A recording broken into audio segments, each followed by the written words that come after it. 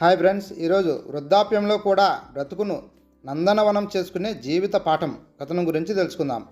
సూర్యుడు పుట్టి ప్రపంచం వయసు మరో రోజు పెంచాడు. ప్రతిరోజు తూర్పు నుంచి పశ్చిమానికి ప్రయాణం, అదే బాట అదే ప్రయాణం. విరామం లేదు, విసుగు లేదు. సూర్యుని వెలుగులో బ్రతికే మానవుని జీవితం అలాగే ఉంది. కాఫీ తాగుతున్న అవినాష్ పని తొందరలో ఇల్లంతా తిరుగుతున్న భార్యను చూస్తూ అనుకున్నాడు. సూర్యుడు రాకముందే లేచి పని మొదలుపెట్టి భర్త పిల్లలకి కావలసినవి అమర్చి వారు బయటకు వెళ్ళాక రొటీన్గా ఉండే వంట పని, ఇంటి పని, నిద్రపోయాక మళ్ళీ లేవడం. అవినాష్ దీర్ఘంగా నిట్టూర్చాడు. ఆ నిట్టూర్పుని కూడా పసిగట్టిన ఆమె ఏమిటి అన్నట్లుగా దగ్గరకు వచ్చి నిల్చుంది. కొన్ని విషయాలు మాటల్లో చెప్పలేము, చెప్పి నమ్మించలేము. అందుకే కాఫీ బాగుంది అన్నాడు. భర్త చెప్పాక నమ్మాలి మరి. కాఫీ కప్పు అందుకుంది. భార్యకు టాటా చెప్పి ఆఫీస్కు బయలుదేరాడు. తలుపు చాటు నుంచి తను వెళ్ళడం చూస్తుంది. మలుపు తిరిగే ముందు ఒకసారి వెనక్కి తిరిగి చూశాడు అవినాష్.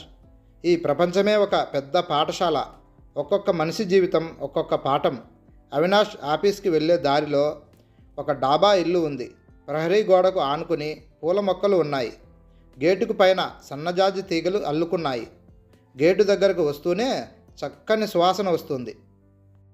వరండాని గ్రిల్స్తో బిగించి ఉండడంతో ఇల్లు గట్టిగా దిట్టంగా ఉందనిపిస్తుంది. కంటికి ఇంపుగా ఉన్న ఇళ్ళని నిదానంగా తరచి చూస్తాడు. ఎప్పటికైనా అతను సొంత ఇల్లు కట్టుకోవాలి కదా. ఆ ఇంట్లో తనను ఆకట్టుకున్న దృశ్యం మరొకటి ఉంది. వరండాకి యువతల చివరగా మంచంలో పడుకున్న వ్యక్తి, పైన సన్షేడ్ ముందు కొబ్బరి చెట్టు నీడ. అన్ని ఋతువుల్లో అతను ఆ మంచాన్ని ఆశ్రయించి ఉండడం గమనించాడు. ఆ సంవత్సరం చలి ఎక్కువగా ఉంది. వెచ్చగా గదుల్లో పడుకున్న వారు కిటికీలు కూడా బిగించుకున్నారు. అంత చలిలో కూడా అతను ఆరు బయట ఆ మంచంలోనే ఉన్నాడు. అది దీపావళి రోజులు. అందరి లోగిళ్ళు రంగురంగుల రంగవల్లికలతో కలకలలాడుతున్నాయి. ఈ డాబా ఇల్లు కూడా దీపాల అలంకరణతో శోభిల్లుతుంది. చెట్లకు కూడా చిన్న చిన్న రంగుల బల్బులు అలంకరించి ఉన్నాయి. చీకటిలో చూడాలి వాటి అందం. ఆ ఇల్లే కాదు, వీధి కూడా పరిశుభ్రంగా ఉంది. ఎక్కడ చూసినా పండగ సందడి. అవినాష్ యథాలాపంగా లోపలికి చూశాడు. మంచంపై ఉండే వ్యక్తి కోసం. మంచం లేదు, అతను లేడు. గుండె బాధగా కొట్టుకుంది. అప్రయత్నంగా ఆ ఇంటి పక్కకు వెళ్ళాడు. ఆ మంచం సందులోకి మార్చబడి ఉంది. ఈరోజు అతను కూర్చుని ఉన్నాడు. ఆ వృద్ధుడి శరీరం ఒకప్పుడు ఆరోగ్యంగా అందంగా ఉన్నట్లు శరీర ఛాయలో కనిపిస్తున్నాయి. వృద్ధాప్యం కంటే మరేదో బాధ అతన్ని అహర్నిశలు కృంగదీస్తున్నట్లు వంగిపోయి ఉన్నాడు. అతనిలో అనారోగ్యం సూచనలేవీ కానరాలేదు. తెల్లని జుట్టు, తీరైన ముక్కు చూస్తుంటే తన నాన్నగారు గుర్తుకు వచ్చారు. తననెవరో చూస్తున్నట్లు అనిపించిందేమో. తాతగారు తలెత్తి చూశారు. అవినాష్ చప్పున తల తిప్పుకోలేక పలకరింపుగా నవ్వాడు. పరిచయస్తుడిలా బాగున్నావా అని పలకరించాడు. ప్రహరీకి అవతల వైపున్న అవినాష్. తాతగారు తల ఊపుతూ పైవాని పిలుపు కోసం ఎదురు చూస్తున్నాను అంటున్నట్టు కళ్ళు పైకెత్తాడు. ఇంట్లో ఎవరూ లేరా? అబ్బాయి ఊరెళ్ళినట్టున్నాడు. కోడలు వాళ్ళు పెరంటానికి వెళ్ళారేమో. తను తలచినట్లు ఆ వృద్ధుడు అనాథ కాదు, వదిలించుకోలేని బీద చుట్టం కాదు. ఆ డాబా ఇంటికే పెద్దాయన, ఇంటాయనకి తండ్రి. ఇంత చలిలో కూడా మీరు బయట ఉన్నారు అన్నాడు. ఆదరణ, ఆప్యాయత ఉంటే ఆ వృద్ధునికి 100 ఏళ్ల జీవితం ఉందనిపించింది. ముసలి బ్రతుకు ఎవరికీ ఇబ్బంది కలిగించకూడదు. ఇక్కడే అలవాటైపోయింది. మనిషి శరీరం చిత్రంగా నిర్మించబడింది. ఏ కాలానికైనా పరిస్థితులకు అనుకూలంగా బ్రతకడం నేర్చుకుంటుంది. అంత సులభంగా చచ్చిపోదు. నీకు తల్లి తండ్రి ఉన్నారా అని ఆ వృద్ధుడు ప్రశ్నించాడు. అవినాష్ లేరు అన్నట్టుగా తలూపాడు. అదృష్టవంతులు అన్నారు తాతగారు. అవినాష్ తాత పరిస్థితి ఏమిటో గ్రహించాడు. వృద్ధాప్యంలో ఎవరి మీద ఆధారపడకూడదు, భారంగా ఉండకూడదు. ఊరంతా దీపావళి కాంతులతో వెలిగిపోతుంది. రైతన్నలు ఏరువాక సాగుతున్నారు. తమ కష్టం ఫలించాలని వరుణదేవునికి ప్రణమిల్లుతున్నారు. కానీ తాతగారి మనసును చీకటి కప్పేసింది. అవినాష్ త్వరగా ఇంటికొచ్చాడు. అప్పటికే భార్య దమయంతి స్నానం చేసి ఇస్త్రీ చీర కట్టింది. కనకాంబరం జరీ చీరలో దమయంతి బాగుంది. తలలో తురిమిన పూలు కొత్త అందాన్నిస్తున్నాయి. మరో మగాడి దిష్టి తగలకుండా నొసటన బొట్టు, కళ్ళకి కాటుక రేఖలు. దమయంతి రోజూ చేసుకునే అలంకరణే అయినా ఈరోజు కొట్టొచ్చినట్టు కనబడుతున్నాయి. అవి లేకుండా ఉంటే ఆమె ఎలా ఉంటుంది? అవినాష్ ఆ ఊహనే భరించలేకపోయాడు. తను లేకుంటే దమయంతి ఎలా బ్రతుకు సాగిస్తుంది అన్న ఆలోచన అవినాష్ని పీడించసాగింది. ఆ రోజు అవినాష్ ఆఫీస్ నుంచి వస్తూ ఉంటే ఒక వృద్ధురాలు సంచి చేత పట్టుకుని చెట్టు కింద కూర్చుని ఉంది. కిన్నురాలైన ఆమెను కోడలు కొట్టి ఇంటి నుంచి తరిమేసింది. దాచుకున్న సొమ్ము పండగకని కూతురికిచ్చింది. అది ఆమె చేసిన నేరం. ఆమె సొమ్ము ఆమె ఇష్టప్రకారం చేసుకునే స్వతంత్రం లేదు. అల్లుడింటికి పోలేక చెట్టు కింద చేరి కొడుకు కోసం ఎదురు చూస్తున్నది. తల్లికి ఆ కొడుకు ఎంతవరకు న్యాయం చేకూర్చగలడు? అవినాష్ మనసు వికలమైంది. దమయంతి కాఫీ కప్పు అందిస్తూ, ఒంట్లో బాగుందా, అలా ఉన్నారేంటి? ఆతృతగా ప్రశ్నించింది. దమయంతి, నీవు ఎంతవరకు చదువుకున్నావు అని అడిగాడు. ఇప్పుడు నా చదువు గురించి ఎందుకు చెప్పాలి? 8వ క్లాస్ అంతేనా అన్నట్టు చూస్తుంటే దమయంతి సిగ్గుగా 8వ క్లాస్లోనే పుష్పవతినయ్యాను. ఆ తర్వాత స్కూల్కు వెళ్ళలేదు. నీవు అమ్మాయిలతో పాటు చదువుకో, 10th పరీక్ష రాయి అన్నాడు. కళ్ళు పెద్దవి చేసి చూస్తున్న భార్యతో, నా మీద నీకు ఏమాత్రమైన ప్రేమ గౌరవాలుంటే వచ్చే సంవత్సరానికి 10th పరీక్ష పాస్ అవుతావు. తప్పదా? తప్పదు. అవినాష్ ఉద్యోగం నుంచి రిటైర్ అయ్యాడు. రిటైర్ అయ్యే నాటికి బాధ్యతలన్నీ ముగించుకున్నాడు. పెద్దవాడు సర్కిల్ ఇన్స్పెక్టర్ ఉద్యోగం. పెళ్ళయింది. ఒక అమ్మాయి. 2 అమ్మాయిలలో పెద్దది టీచర్, చిన్నది బ్యాంక్ ఉద్యోగాల్లో స్థిరపడ్డారు. స్త్రీకి ముఖ్యంగా ఆర్థిక స్వాతంత్రం ఉండాలి. అప్పుడే జీవితంలో నిజమైన ఆనందం. స్త్రీ సంపాదన పరురాలైతే చచ్చిపోయే సమస్యలు ఎదురవ్వవని అవినాష్ నమ్మకం. ఏమండి, పూలు వచ్చాయని దమయంతి పైసలు అడిగింది. చూశావా దమయంతి, పూలకు కూడా భర్తపై ఆధారపడి ఉన్నావు. నేను మంచివాడిని కనుక నీకు పూలు కొని పెడతాను. నీవు ఉద్యోగం చేస్తూ డబ్బు సంపాదిస్తూ ఉంటే నీ అంతట నీవు పూలు కొనుక్కుంటావు, గాజులు కొనుక్కుంటావు. నీ పిల్లలకి నీకు ఇష్టమైనవి కొనొచ్చు. పండక్కి నీకు నాకు కొత్త బట్టలు కొంటామనుకో, ఎంత థ్రిల్లింగ్గా ఉంటుందో ఊహించు. ఇప్పుడు నాకు ఎవరు ఉద్యోగం ఇస్తారండి? హిందీ పరీక్షలు రాయి, టీచర్గా ఉద్యోగం వేయిస్తాను. దమయంతిని ప్రోత్సహించాడు. ఆ ఇంట్లో అందరూ పోటీ పడుతూ ఉద్యోగాలకు వెళ్తున్నారు. ఉద్యోగం చేస్తున్న అమ్మాయిలకు కట్నం లేకుండా పెళ్ళిళ్ళు జరిగిపోయాయి.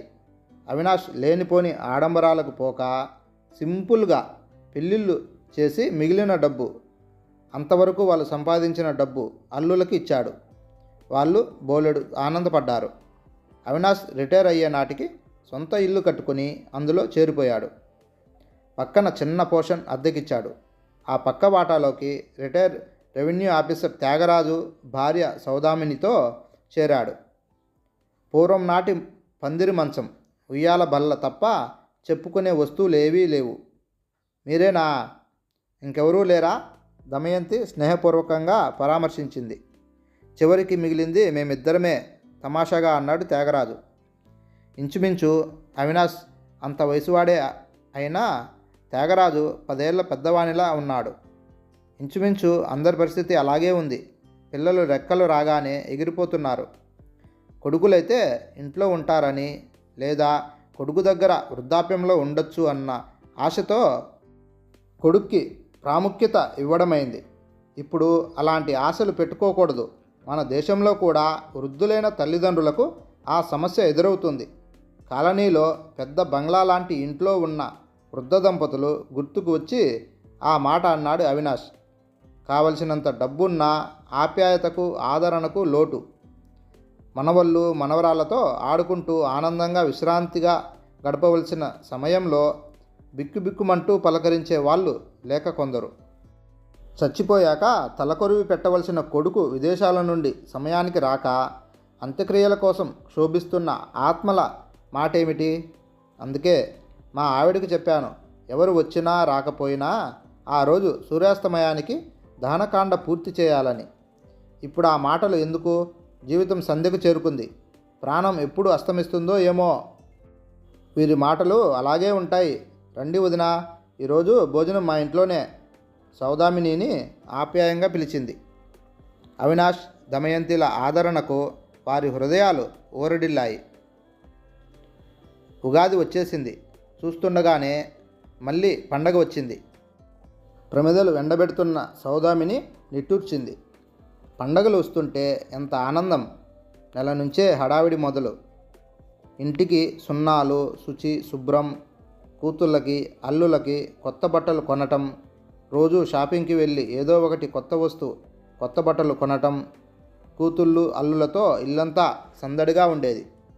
ఆ సంతోషంలో డబ్బు ఎంత ఖర్చవుతుందో తెలిసేది కాదు. వచ్చింది వచ్చినట్లు ఖర్చు అయిపోయేది. పిల్లల కోరికలు తీర్చడం, వారికి సంతోషపరచడమే వారి ధ్యేయంగా ఉండేది.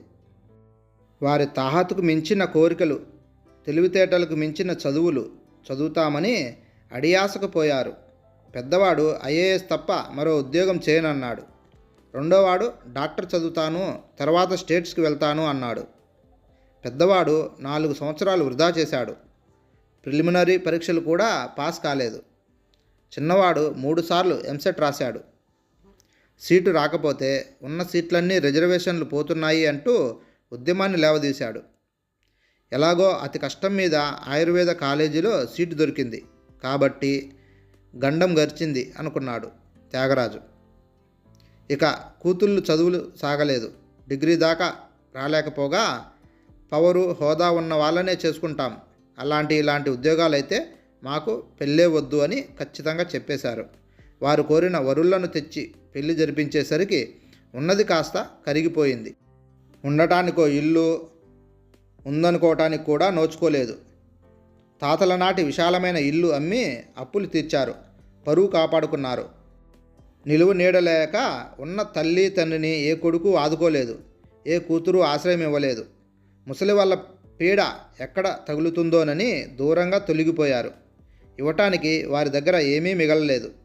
వృద్ధులు, పేదవారు వారిని చేరదీయడం చిన్నతనంగా ఉంది. ఆస్తినే కాదు, వారి శక్తిని ధారపోసి సమస్తము పిల్లలే అనుకున్న తల్లిదండ్రులు చేదైపోయారు. భర్తకు తెలియకుండా పిల్లలకి ఎన్నో కొనిపెట్టింది. భార్య తాహతుకు మించి ఖర్చు చేస్తుంటే ఏమీ అనలేదు. పిల్లలకేగా కొనిపెట్టేది అని సరిపెట్టుకున్నాడే కానీ రేపటి గురించి తలచలేదు త్యాగరాజు. తన బిడ్డలు రత్నాలు, నలుగురు 4 మెతుకులు పెడితే వారి కడుపు నిండదా? కృష్ణారామ అనుకుంటూ శేష జీవితం వారి దగ్గర ఆనందంగా గడిచిపోదా అని తలచారే కానీ ఇలా అవుతుందని ఏమాత్రం ఊహించలేదు. పక్క వాటాలో ఫోన్ మోగింది. సౌదామిని ఆలోచనకి అంతరాయం కలిగింది. అవినాష్ ఫోన్ ఎత్తి హలో అన్నాడు. బాగున్నాం తల్లి అని ఫోన్లో పలికి, దమయంతి చిన్నమ్మాయి అని చెప్పాడు. దమయంతి అప్పటికే భర్త దగ్గరికి చేరుకుంది. అమ్మ బాగుంది, కాస్త ఆయాసం, ఎండాకాలం కదా, మామూలే. రమ్మంటావా? మీరే రండి, అన్నయ్య వదిన వస్తున్నారు, ఇదిగో మీ అమ్మకి ఇస్తున్నా. అవినాష్ ఫోన్ చేతికి ఇచ్చే లోపునే ఫోన్ అందుకుంది. అమ్మా చిన్నారి, అంతా కులాసానా? అమ్మా, మీరు రావడం లేదా? గ్రాండ్ సన్ అమ్మమ్మని జ్ఞాపకం చేస్తున్నాడా? ఇప్పుడు ఒంట్లో కాస్త నలతగా ఉంది, ముక్కుతూ మూలుగుతూ ఇప్పుడెందుకు చిన్నపిల్లాడి దగ్గర ఉండటం అంత మంచిది కాదు అంటూ దగ్గుతుంది. మందు వాడుతున్నా. జూన్లో వస్తాంలే, మీ ఆయన్ని ఏమీ అనుకోవద్దు అని చెప్పు. చీర తీసావా? పట్టు చీర వేస్ట్, తరచూ పెట్టిలో మూలగడం తప్ప ఏ కలర్ అయినా. పండగ బాగా చేసుకోండి, టపాకాయలు కాల్చేటప్పుడు జాగ్రత్త, అప్పుడు తీసుకోవాల్సిన జాగ్రత్తలు తెలుసు కదా. దమయంతి, ఇది లోకల్ కాల్ లాగా మాట్లాడుతున్నావు, అక్కడ మీటర్ పెరిగిపోతుంది అని అవినాష్ హెచ్చరించాడు. సరే ఫోన్ మీ నాన్నకిస్తున్నా, అల్లుడు గారు మాట్లాడతారట. ఫోన్ భర్తకిచ్చింది. హలో, బాగున్నాం బాబు, ఏమాత్రం వీలున్నా వచ్చేయండి. Thank you, wish the same అని ఫోన్ పెట్టేశాడు. ఫోన్ సంభాషణ విన్న సౌదామిని భర్తతో, ఇంటిగల వాళ్ళు ఎంత అదృష్టవంతులు, అవినాష్ గారు పోస్ట్ మాస్టర్గా చేసి రిటైర్ అయినారు, సుఖంగా ఉన్నారు, వారికి ఏ సమస్యలు లేవు, మనం ఏం పాపం చేశామని ఉన్నదంతా అమ్ముకుని అద్దె కొంపలో ఉండవలసిన కర్మ పట్టింది. ఎందుకంటే నీ పిల్లలు రాబందులు, ఆ పక్షులైనా చచ్చినాక పీకుతుంటాయి, వాళ్ళు మనం బ్రతికి ఉండగానే పీకుతున్నారు. ఆ మాటలకి త్యాగరాజు తలపట్టుకున్నాడు. ఉగాది రోజు అవినాష్ పిల్లలంతా వచ్చారు. చిన్నమ్మాయి మధ్యాహ్నం భోజనాల వేళకు చేరుకుంది. ఉండలేకపోయాను అంటూ తండ్రి భుజంపై వాలిపోయింది. అందరూ తల్లి తండ్రికి బట్టలు తెచ్చారు. చేతి కర్రలాంటి గిఫ్ట్లు తెచ్చారు. దమయంతి సంవత్సరంలో అప్పుడప్పుడు కొనిపెట్టిన వస్తువులు, కొత్త బట్టలు ఇస్తుంటే ఇవన్నీ మాకెందుకు అంటూ వారిస్తున్నారు. వారు చేస్తున్నది ఆఫీసర్ ఉద్యోగాలు కాదు, అయినా సంతోషంగా ఉన్నారు. వారిలో తృప్తి కనిపిస్తుంది. వాళ్ళున్న 2-3 రోజులు సందడిగా ఉంది. హాయిగా గడిచిపోయింది. బిడ్డల్ని సాగనంపి తిరిగి వచ్చిన అవినాష్ దంపతులతో మీరు అదృష్టవంతులు, రత్నాల వంటి బిడ్డల్ని కన్నారు అని త్యాగరాజు అన్నాడు భుజంపై చేయి వేసి. బ్రదర్, మనం ఇల్లు కట్టేటప్పుడు ముందుగా ప్లాన్ వేసుకుంటాం. ఏ పనికైనా ఒక పద్ధతి ఉంటుంది. 100 ఏళ్ల జీవితానికి ఒక పద్ధతి ప్రకారం ప్లాన్ చేసుకోవాలి. జీవితంలో ఒక మనమే కాదు, భార్యాబిడ్డలు, తల్లిదండ్రులు బాధ్యత మనదే. క్రమ పద్ధతిలో వారి జీవితాలు తీర్చిదిద్దవలసిన బాధ్యత మనది. నా జీవితంలో తారసపడిన కొందరి జీవితాలు నాకు జ్ఞానోదయం అయ్యాయి. నేను లేకపోతే నా భార్య ఎలా జీవితం సాగిస్తుంది అనుకున్న రోజు వెళ్ళి జీవిత బీమా చేశాను. చిన్న చిన్న మొత్తాలు పొదుపు చేశాను. మనం ఏమిటో, పరిస్థితి ఏమిటో తెలియపరుస్తూ వచ్చాను. పిల్లల ముందు నా ఆర్థిక పరిస్థితులను దాచుకోవటానికి ప్రయత్నించలేదు. పిల్లలతో స్నేహంగా ఉంటూ ప్రేమను చూపాను. గురుభక్తి, దేశమంటే గౌరవం, తల్లిదండ్రుల మమకారం ఎలాంటిదో తెలియపరిచాను, నేర్పాను. ప్రతి వారికి ఆర్థిక స్వాతంత్రంతో ఉన్న గౌరవం, విలువలు చూపాను. అంతే నేను చేసింది. బ్రదర్, ఇప్పుడు మనం చేయవలసినది ఇంకా ఉంది. 60 సంవత్సరాలు ఏమంత వయసని మనకున్న జీవిత అనుభవంతో, విజ్ఞానంతో నలుగురికి ఉపయోగపడే కార్యాలెన్నో చేయొచ్చు. చేద్దాం. మళ్ళీ కొత్త జీవితం ప్రారంభిద్దాం. అవినాష్ మాటలు త్యాగరాజు దంపతులకు ఎంతో ఊరట కలిగించాయి. అంతవరకు ఉన్న హృదయభారం తీరిపోయి మనసంతా వెలుగు నిండిపోయింది. హాయ్ ఫ్రెండ్స్, ఈ కథ మీకు నచ్చినట్లయితే please like and subscribe friends.